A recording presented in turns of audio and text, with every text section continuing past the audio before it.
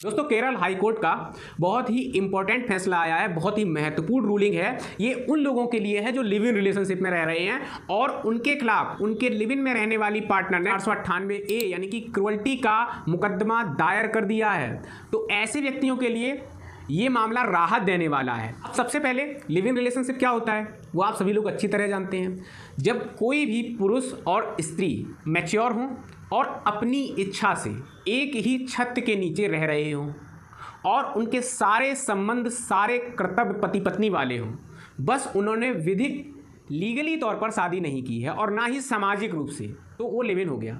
अब उस दौरान जब आपका पति ही नहीं है कोई व्यक्ति विधिक तौर पर, तो आप उसके ऊपर मुकदमा कैसे कर सकते हैं। केरल हाईकोर्ट ने इस मामले में स्पष्ट रूप से कह दिया है कि लिव इन में रहने के दौरान लिव इन पार्टनर द्वारा अपने पुरुष पार्टनर के ऊपर किया गया 498A का मुकदमा यानी कि क्रूअल्टी का मुकदमा लाई ही नहीं करता, वो मुकदमा नहीं चलेगा। इसमें केरल हाई कोर्ट ने कहा महिला साथी जो कानूनी रूप से विवाहित नहीं है उस व्यक्ति के ऊपर 498A क्रूअल्टी का मुकदमा नहीं चलाया जा सकता। सबसे बड़ा प्रश्न आया कि चलेगा क्यों नहीं। चलना चाहिए मुकदमा, क्योंकि उस महिला के साथ क्रूअल्टी हुई है। अगर वास्तव में क्रूअल्टी हुई है तो मुकदमा क्यों नहीं चलेगा।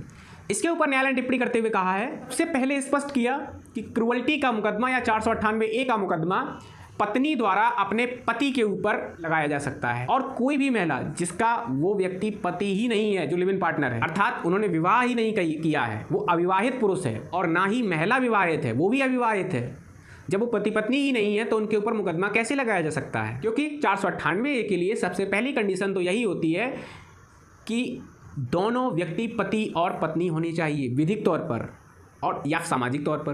पूरा मामला क्या था, याचिकाकर्ता ने मार्च 2023 से अगस्त 2023 तक अपनी लिव इन पार्टनर के साथ क्रूअल्टी की है, अर्थात उसके साथ मानसिक और शारीरिक प्रताड़ना उसको दी है। ये उसके ऊपर आरोप था और ये पूरा मामला था। जो पुरुष लिव इन पार्टनर था उसके वकील ने न्यायालय में तर्क प्रस्तुत किया। याचिकाकर्ता के वकील ने न्यायालय में 2 रूलिंग प्रस्तुत की। पहली रूलिंग थी उन्नी कृष्णन उर्फ चंदू बनाम केरल राज्य 2017, नारायणन बनाम केरल राज्य 2023।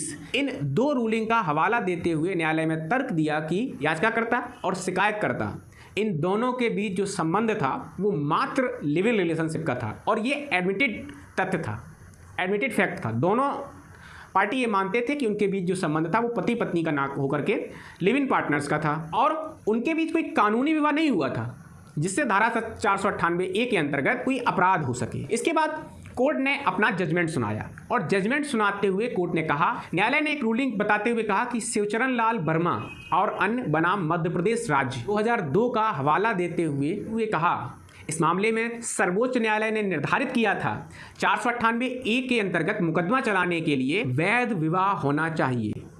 स्पष्ट रूप से केरल हाईकोर्ट ने कह दिया कि सुप्रीम कोर्ट की जो रूलिंग है उसमें स्पष्ट रूप से कहा गया है कि ये मुकदमा तभी चल सकता है 498A का कि जब दोनों वादी और प्रतिवादी के संबंध वैध विवाहिक संबंध हो, अवैध भी ना हो, लिव इन रिलेशनशिप भी ना हो, वैध होने चाहिए।